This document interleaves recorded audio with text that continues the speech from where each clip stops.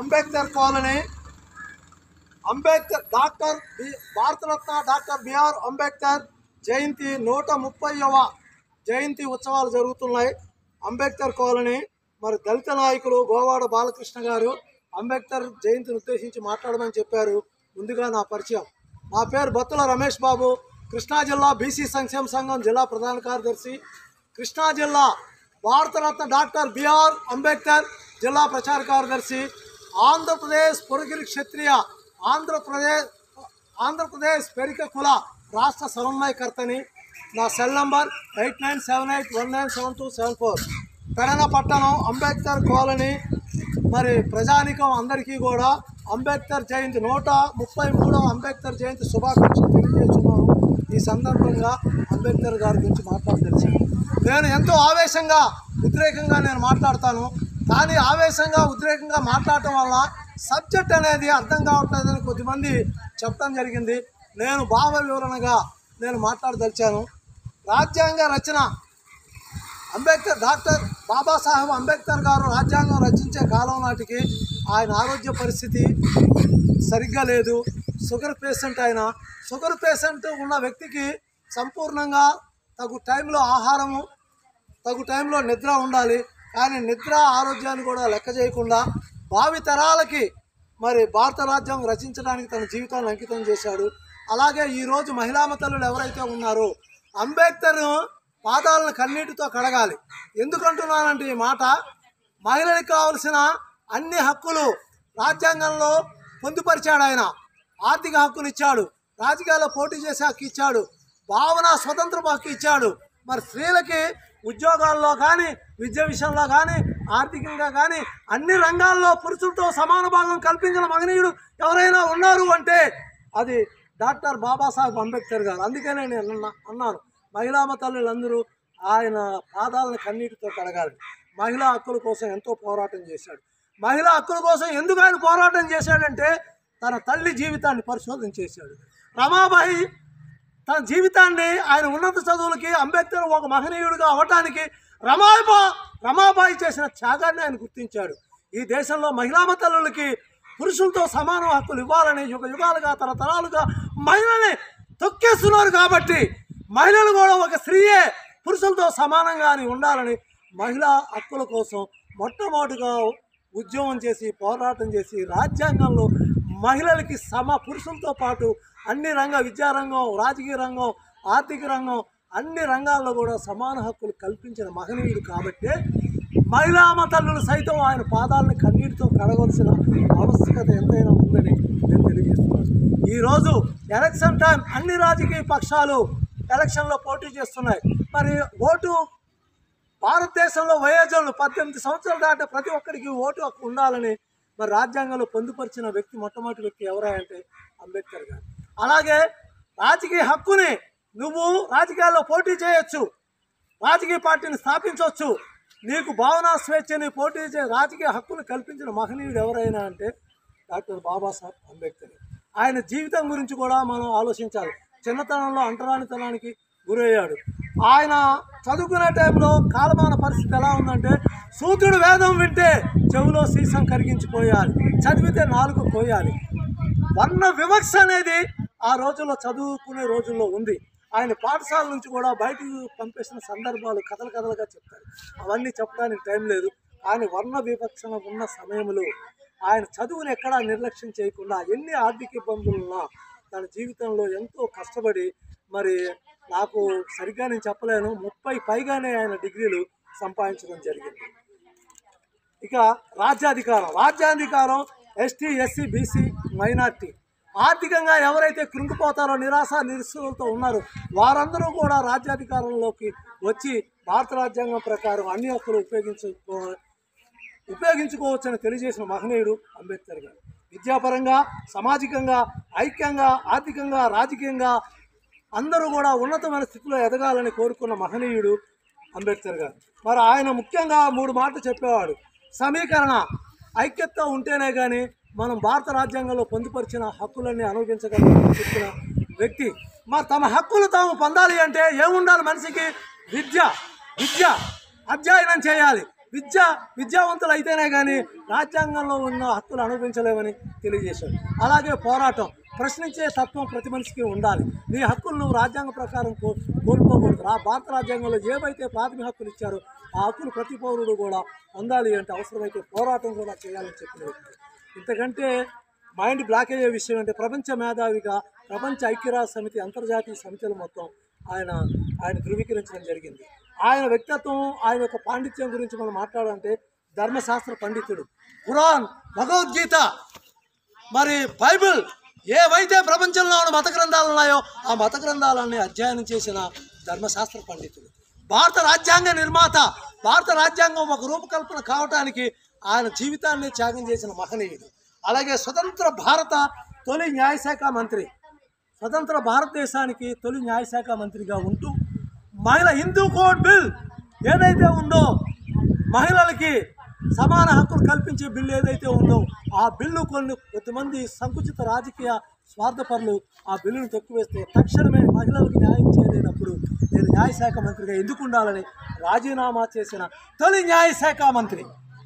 స్వతంత్రోద్యమ నాయకుడు, స్వతంత్ర పోరాటంలో అలుపెరకుండా బ్రిటిష్ వాళ్ళతో తమ దళిత, ఎస్టీ, ఎస్సీ, బీసీ, మైనార్టీ మరి హక్కుల కోసం బ్రిటిష్ వాళ్ళతో పోరాడి హక్కులు సంపాదించిన ప్రత్యేక నియోజకవర్గాలు, మరి ఇప్పుడు ఏవైతే రిజర్వేషన్స్ నియోజకవర్గాలు ఉన్నాయో ఆ మహనీయుడు పెట్టిన పుణ్యమే.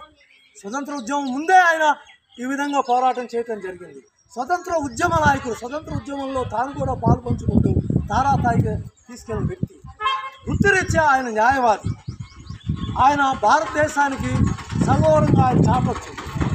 బుద్ధ ధర్మాన్ని అనుసరించాడు, బౌద్ధాన్ని పెంపొందించాడు. అందుకనే ధర్మం రక్షత బుద్ధం శరణం గచ్చామి, ధర్మం శరణం గచ్చామని ప్రపంచ దేశాలకు చాటాడు. అదేవిధంగా ఆయన తత్వవేత్త. రూసో, అరిస్టాటిల్ ఎంత తత్వవేత్త, అంబేద్కర్ గారు కూడా అంత తత్వవేత్త. అలాగే ఆంథ్రోపాలజిస్టు, చరిత్రకారుడు. చరిత్ర యావత్తు, భారతదేశ చరిత్ర యావత్తు బలహీనుల మీద ఆధారపడి రాజులు రాజ్యం వేలారు. ఇది భారతదేశ చరిత్ర. ఏ చరిత్ర చూసినా ఏమున్నది కారణం అంత నర జాతి పీడనత్వాన్ని చరిత్రను అధ్యయనం చేసిన మహనీయుడు. అదేవిధంగా ఆయన గొప్ప రచయిత. ఆయన అర్థశాస్త్రవేత్త. ఈ భారతదేశం ఆర్థికంగా మరి స్వావలంబనగా ఏ విధంగా ఎదగాలి, ఈ భారతదేశం ఏ విధంగా ఆర్థిక సంస్కరణ తీసుకొస్తే ఏ విధంగా బాగుపడుతుందో తెలియజేయటకు ఆయన అర్థశాస్త్రం. దానికి గొప్ప ఉదాహరణకి ఈరోజు భారతీయ రిజర్వ్ బ్యాంకు ఆయన రాసిన పుస్తకం రూపాయి అనే పుస్తకం ద్వారా ఏర్పడింది. మరి ఒక బాధాకర విషయం అంటే నేను ఎవరి వ్యక్తిగత మనోభావాలను నేను కించపరచట్లేదు. ఈరోజు మరి ఇండియన్ కరెన్సీ నోటు మీద అంబేద్కర్ బొమ్మ ముద్రించవలసిన ఆవశ్యకత ఎంతో ఉంది. ఆ రూపాయి పుస్తకం నుంచే నేటి మన రిజర్వ్ బ్యాంకు ఏర్పడింది. మరి ఆ మహనీయుడు రాసిన పుస్తకం నుంచే ఏర్పడింది. ఆయన ఆర్థిక శాస్త్రవేత్త. మరి కేంద్ర రాష్ట్ర ప్రభుత్వాలు ఎంత త్వరగా మరి కరెన్సీ నోటు మీద అంబేద్కర్ యొక్క ముద్రను ముద్రించి మరి ఆయనకి ఎనలేని గౌరవాన్ని మరి ఇప్పుడు 133వ జయంతి 134 వచ్చే సంవత్సరం కల్లా ఆ కరెన్సీ నోటు మీద అంబేద్కర్ గారి బొమ్మ ముద్రించవలసిందిగా రాష్ట్ర కేంద్ర ప్రభుత్వాలని మనసా వాచా కర్మ శిరస్సు వంచి నమస్కరిస్తున్నాను. అలాగే ఆయన మహాపండితుడు. ఏ శాస్త్రాన్నైనా తన అవగాహనగా చెప్పగలిగిన వ్యక్తి. ఆయన సంపాదకుడు, ఒక విలేకరి, ఒక పత్రికా సంపాదకుడు. ఆయన విప్లవకారుడు. ఎస్టీ, ఎస్సీ, బీసీ, మైనార్టీ భారతదేశ యొక్క పౌరుడు యొక్క మానసిక విధానంలో నిన్ను వల్ల నీ పొరుగువాడిని ప్రేమించు, అందరినీ కలుపుకొని భారతదేశ ఆర్థికాభివృద్ధికి మనం తోడ్పడాలనే ఒక మార్పును కోరుకున్న ఒక విప్లవకారకుడు, మానవతామూర్తి. ఎవరైతే చదువుకు దూరంగా ఉన్నారో, సమాజానికి దూరంగా ఉన్నారో అందరూ మనుషులే. అందరూ శరీరంలో ప్రవహించేది చీము రక్తమే. అలాంటప్పుడు ఒకడు ఎక్కువేంటి, ఒకడు తక్కువేంటి, అందరూ మనుషులే.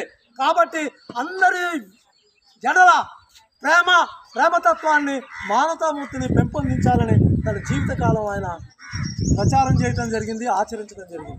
అలాగే శాంతికాముడు. ఆయన ఎప్పుడు కూడా హింసని ప్రేరేపించలేదు.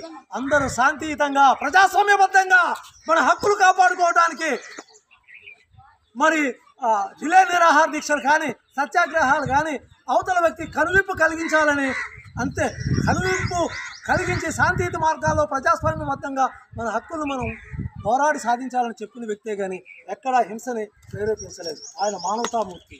ఈరోజు నేటి రాజకీయాలు మనం అధ్యయనం చేస్తే ఈరోజు ఒక భారత రాజ్యాంగం ఒక ఎమ్మెల్యే కానీ ఒక ఎంపీ కానీ ఒక వార్డు కౌన్సిలర్గా పోటీ చేసి ప్రజాప్రతినిధులు అవుతున్నారంటే ఆయన కల్పించిన ఓటు.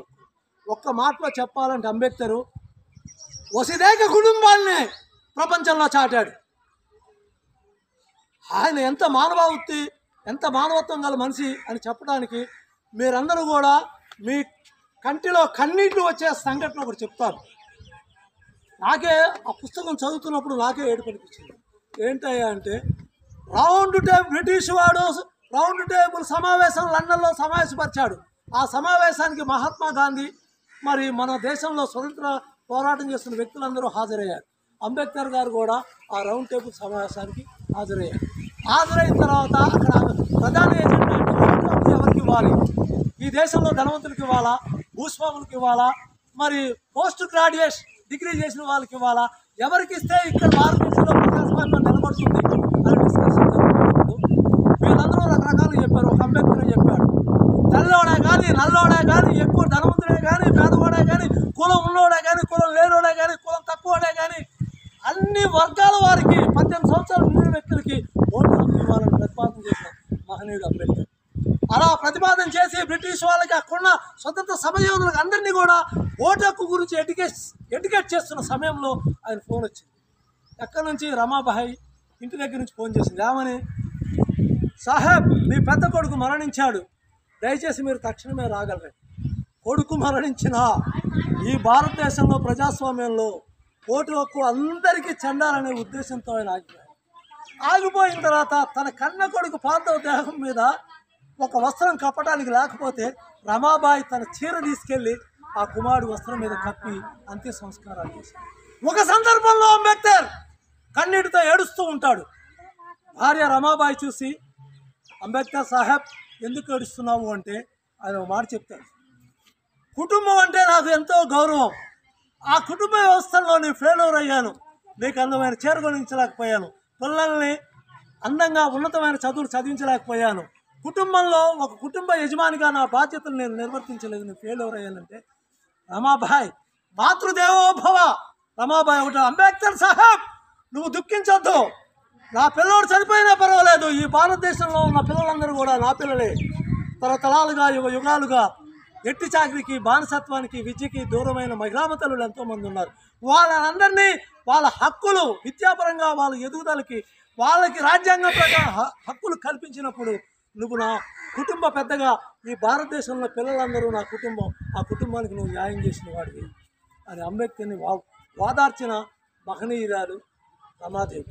ఈరోజు అంబేద్కర్ జయంతి జరుపుకుంటున్నాం అంటే రమాబాయి పేరు ఎందుకు నేను ఇప్పుడు ప్రస్తావన తీశాను అంటే అంత కుటుంబ పెద్దగా ఉండి తాను కుటుంబ బాధ్యతలను నిర్వర్తించలేనప్పుడు రమాబాయి సైతం ఆయనకు మనోనిపురాన్ని ఇచ్చి మరి ఈ దేశం రాజ్యాంగం రచించడానికి ఎంతో దోహదపడింది. మరి ఈ విధంగా ఆ మహనీయుడు రాసిన రాజ్యాంగం హక్కులు మనందరం అనుభవిస్తున్నాం. కాబట్టి ఆ మహనీయుడికి జయంతి ఉత్సవాలు జరుపుకోవటం అనేది భారతీయ పౌరులందరూ పాటించవలసిన విషయం. మరి ఈరోజు పెడన పట్టణం అంబేద్కర్ కాలనీ 133వ జయంతికి పిలిచి ఆహ్వానించి అంబేద్కర్ గురించి ఒక 5 నిమిషాలు మాట్లాడమని చెప్పిన మరి పెడన పట్టణ అంబేద్కర్ కాలనీ మరి సీనియర్ దళిత నాయకులు గోవాడ బాలకృష్ణ గారికి మరియు అంబేద్కర్ కాలనీ మహిళామ తల్లులకి పురుషులకి ఇక్కడ ప్రజానికానికి అందరికీ కూడా అంబేద్కర్ 133వ అంబేద్కర్ జయంతి శుభాకాంక్షలు తెలియజేస్తున్నాను. మరొకసారి నా పరిచయం, నా పేరు బత్తుల రమేష్ బాబు, కృష్ణా జిల్లా బీసీ సంక్షేమ సంఘం జిల్లా ప్రధాన కార్యదర్శి, కృష్ణా జిల్లా భారతరత్న డాక్టర్ బిఆర్ అంబేద్కర్ ప్రచార కార్యదర్శి, మరి ఆంధ్రప్రదేశ్ పొరగిరి క్షత్రియ ఆంధ్రప్రదేశ్ పెరిక కుల రాష్ట్ర సమన్వయకర్తని. నా సెల్ నంబర్ 8978197274. చివరిసారిగా మరొకసారి పెడన పట్టణ అంబేద్కర్ కాలనీ ప్రజానికం అందరికీ కూడా అంబేద్కర్ డాక్టర్ బిఆర్ అంబేద్కర్ భారతరత్న 133వ జయంతి శుభాకాంక్షలు తెలియజేస్తుంది. జై భీమ్, జై భీమ్, జై భీమ్, జై భీమ్, జై భీమ్.